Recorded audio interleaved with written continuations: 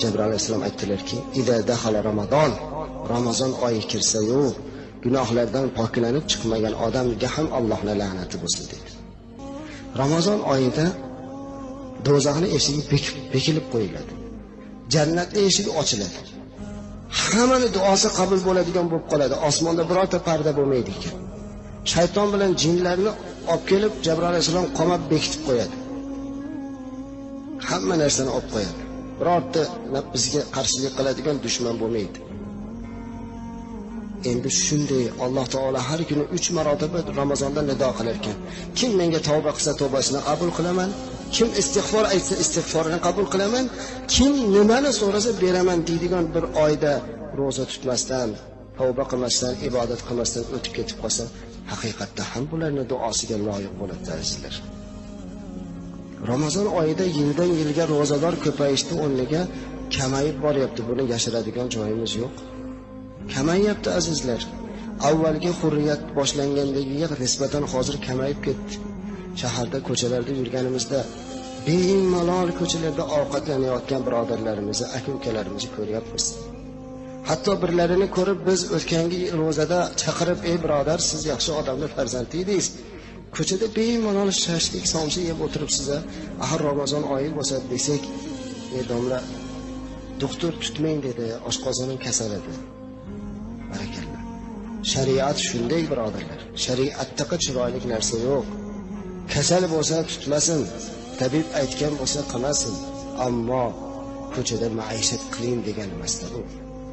Roza tutmang dedimi doktor? Tabib aytdi, mabodo haqiqatda ham roza tutmang dedi bir sabab bilan.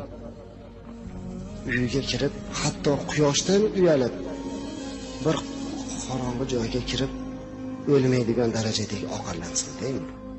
Ovqat yetib ham, ey Parvardigor, bu rozador degan zotga sen jannatda bitta maxsus darvoza quribsan. Uning Rayyon deb ism qo'yibsan.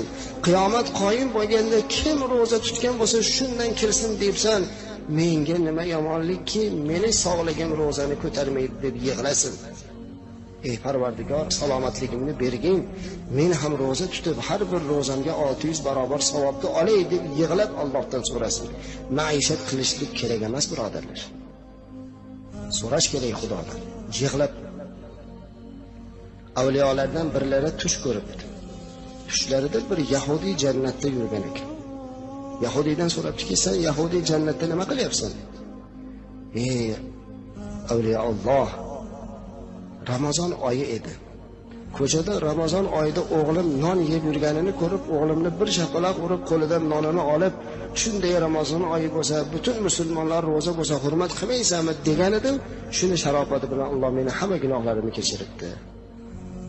Azizlar, biz musulmon farzandi bo'lib roza tutmasak, qabohat-ku, bu zalolat-ku. Ana shuning uchun ham haqiqatda kim man qoma imanan va ihtisaban ghufira lahu ma taqaddama min dambihi. Bu sahih hadis, birodarlar. Rasululloh sollallohu alayhi aytibdilarki, kim Ramazon oyi bo'lsa, Allohdan qo'rqib, iymon bilan, ihtisob bilan, taqvo bilan turib, rozasini tutib, Xudodan gunohini kechirishligini so'rasa, roza chiqqandan keyin onadan tug'ilganda go'dakda gunoh bo'lmaganda chiqadi deyapti.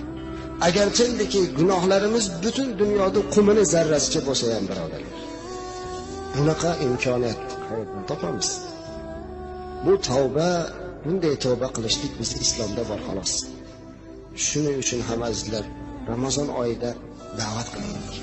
Ro'zadorimizni ko'paytiraylik. Ibodatchilarimizni ko'paytiraylik. Shoyatki mana shu ro'zadan chiqqandan keyin yana ibodatchi safchilarimiz ko'payib ketsin.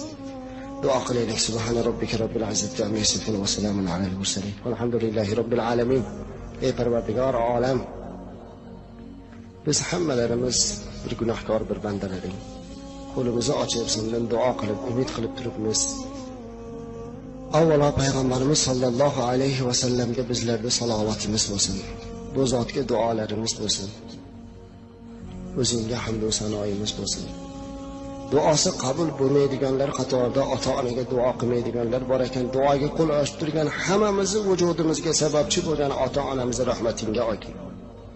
Qiyomat qoyim bo'lganda ota-onasini rozi qilganlar safida turishlikda shu yerda turgan hamma jamoatga nasib aylagin ya Rabbi. Allohim, kelayotgan Ramazon ro'zasini bizlarga muboraklik qilib, salomatlik bilan, tinchlik bilan ro'zalarni tutib, o'zingning yo'lingda yuradigan bandalardan bo'lib chiqaylik.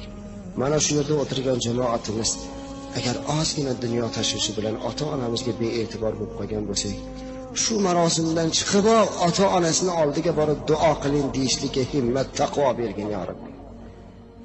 Sizlar duosini oladigan ota-onalari o'tib ketib qolgan bo'lsa, hech bo'lmasa bitta oyat hadoya qilishlikka ilm, taqvo, ilm bergin ya Rabbi. Va sallallohu ala sayyidina Muhammad va ala ahli Muhammad va barik va sallam.